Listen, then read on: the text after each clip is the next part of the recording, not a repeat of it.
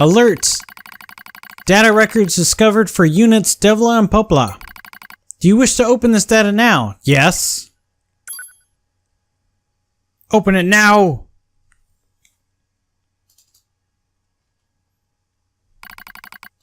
Silence! A dusty wind kisses my cheeks.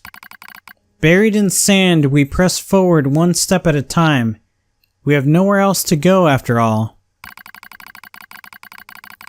Because our models, the Devola and Popola models, are defective. Record transitions in the project's initial phase. Records records. When first we woke, there were still people. They had flesh, egos, emotions, souls, and they issued us a single order: function as observers of Project Gestalt. This is the sole mission of the twin Devola and Popola models. It is the only reason we exist at all. We were the latest model, though many companions shared our appearance. There was a sparkle in all of our eyes, a sense of pride at having been entrusted with humanity's future. And yes, there was anxiety as well. But we existed as a pair, we shared destiny's burden as a pair. And because of that, all hesitation was swept away. Each pair was given their own cities as observation areas. We were ordered to guide the replicants with our own hands, all for the sake of the promised time that would one day arrive. We were the only ones who could handle such a duty. We were observers after all. Ah! Watch out! Devola staggers and falls in the soft yet unforgiving sand. I hurry to her side and sigh with relief when I find she's not seriously hurt. Are you alright? Sorry sis, guess I spaced out there for a bit. She smiles, the same wry smile I know so well, as she rubs absently at her leg. It is wrapped in a white bandage. Your bandage is coming undone. Here, let me change it. It's alright, Popola. Come on, we have to go before we lose the light. We won't be going anywhere if sand gets into that thing. Now quit whining and hold still, I'll be quick. Devola grunts and turns away. I take it as consent. Soon we are resting in the shade of a nearby rock as I pull the bandage free. Artificial skin, torn and bloodied, peeks out from beneath the bandage. Judging by Devola's current lack of ambulatory control, I imagine the circuitry underneath has been damaged as well. Taking a deep breath, I check the circuitry to see if it can be repaired, replace the bandage, and hope for the best. Oh, you give me a choice. That's really weird. I didn't think this would be a time for a choice. Does this determine like the future or the past? What is happening? Okay, think. Check the circuitry to see if it can be repaired or replace the bandage and hope for the best. I'm gonna check the circuitry. As expected, wiring in the nerve circuitry has been damaged. Replacing it will require new connectors as well as some tools. None of which is easy to find in a desert. Sorry about this, sis, mutters Devola. That wry smile again. It kills me every time. Don't you dare apologize. I respond, you've done nothing wrong. I calmly change the bandage, trying not to let my worry show. I make it as tight as possible so no sand can slip inside. It's all I can do until I get the proper materials. But that's going to be a tall order, considering our current condition. I'm sorry, sister. Okay, now you're apologizing? We both apologize while insisting the other's apology isn't necessary. It's kind of funny in a way, such a trivial exchange under such circumstances, We laughed together, the sound echoing out across the desert before being stolen by the cool evening wind. Report regarding the increase in relapses. There has to be some way to prevent relapses. Devola's sharp voice echoes through our private quarters. You must be quiet, sister, the replicants will hear. They wouldn't understand even if they did. That might be true, but regardless. Annoyed at my hesitation, Devola crossed her legs and scowls. The black scrawl took another victim, she says. That's 3 this month. It's spreading way too fast. Let's wait and see what happens. I'm tired of hearing you say that! Her shout makes me jump. Just a little, but enough for her to notice. Seeing that, her eyes suddenly open wide. I'm sorry, sis. It's not your fault. I shouldn't have lashed out like that. It's okay, I understand. It's all going wrong. You can feel it too, right? When I was first assigned to Project Gestalt, I was over the moon with pride. But now my chest hurts just to think about it. If it were to fail. Before we knew it, the replicants had gained a sense of self, and the black scrawl started raging out of control. It moved fast, so fast, like a wind. Popola and I would go to the observation room and act like it was okay. We talked to the replicants as if we didn't have a care in the world. But at night, we'd just hold each other and share the horror of it all. I'm glad you were with me, murmurs Popola. I couldn't have handled being an observer all alone. We were able to endure because we had each other, I reply softly. Did the humans see this coming? Is that why they made a twin model? Were they really so clever? Were they really so cruel? I couldn't have done this by myself. I would have descended into madness. I simply couldn't bear such a burden all alone. When I get the chance, I'm going to try contacting another city, she says. Maybe these abnormalities are a localized phenomenon. I pray that's the case, I reply. Even if we're of no use ourselves, things will still work out if the other observers can pull through. Don't worry, it's going to be okay. But it wasn't okay. Nothing was okay. All thanks to a pair of Devola and Popola models from another town. The wind rubs my cheeks. The sand grazes my skin. It's grown cold out here. We walk with renewed purpose, hoping to make up for lost time. Devola loses her balance every now and then. It gets bad after a while. I slip myself under her arm so she won't fall again, and we press on. Is your leg alright? Well, I doubt I'll be dancing anytime soon, but yeah, it's fine. She smiles as she says this, but I can tell she doesn't have much left.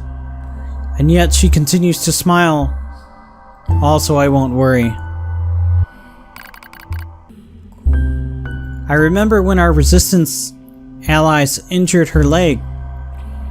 I was furious, beyond fury. I wanted to scream and cry and lose myself in it. But then she smiled, and all of that rage just drifted away. To think we have the same face, yet such different smiles. One day, I realized how she reminded me of the martyrs I'd seen in old records. That was the day we decided to leave our town forever. Record of Project Gestalt's end. Our role as observers ended on the day Project Gestalt collapsed, all due to the actions of Devola and Popola models from another town.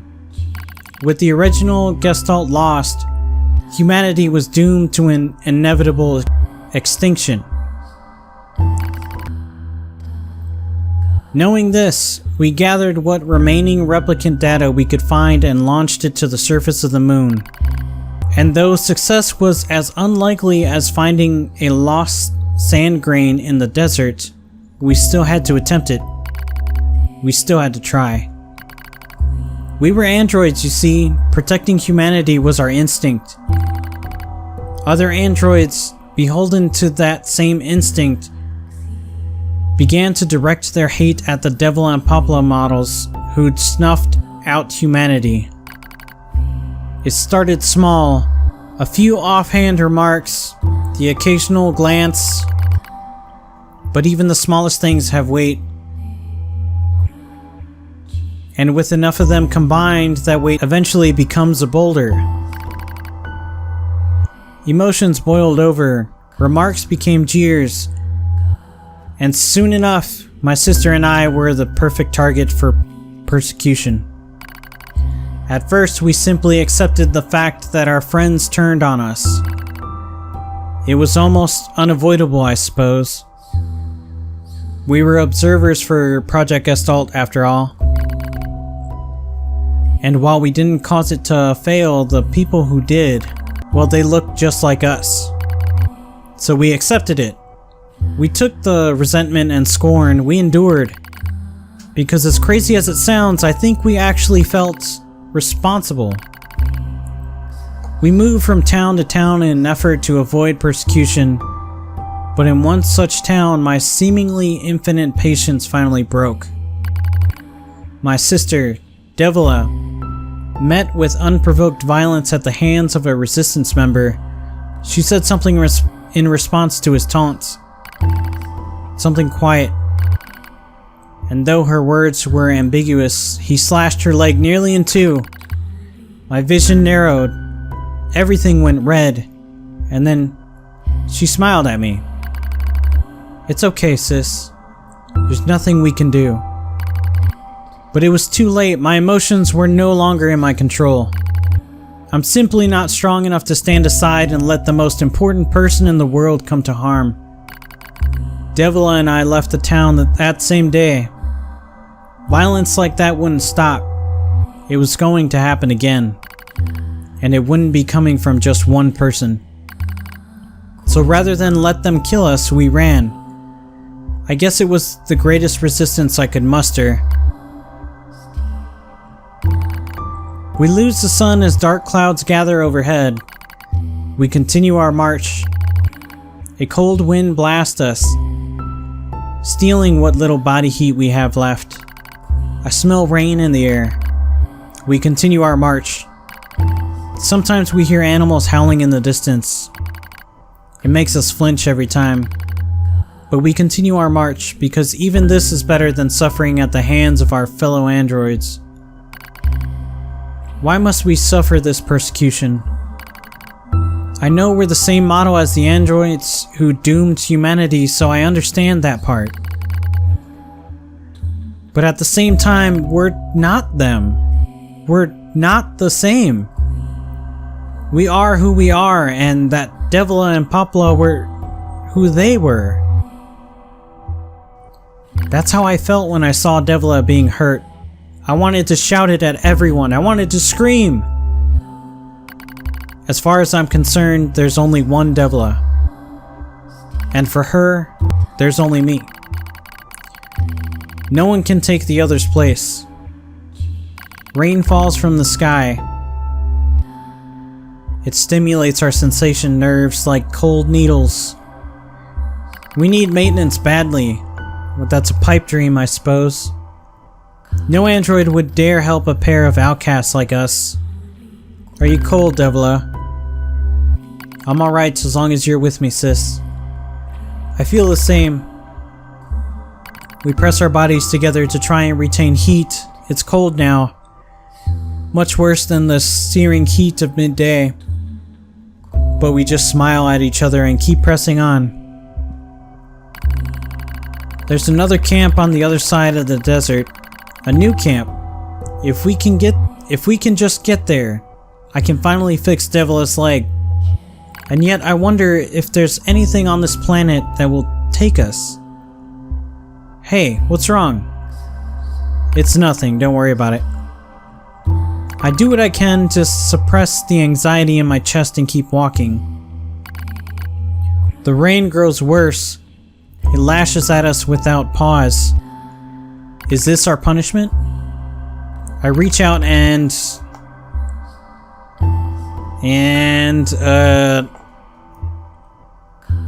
support Devola's body. As long as we have bodies to support one another, as long as I have someone with whom to share my fate, then I will press on no matter what happens to me. Because I won't ever stop protecting her. I won't stop. No one stops. For that is the fate we twin androids have been assigned.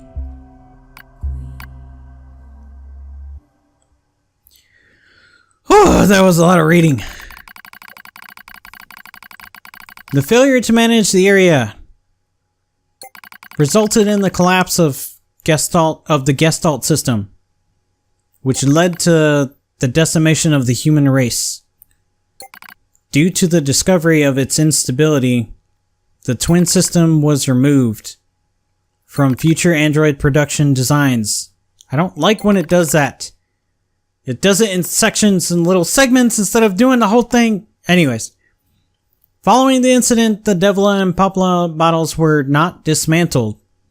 However, in order to prevent further unexpected behavior, they underwent a memory wipe.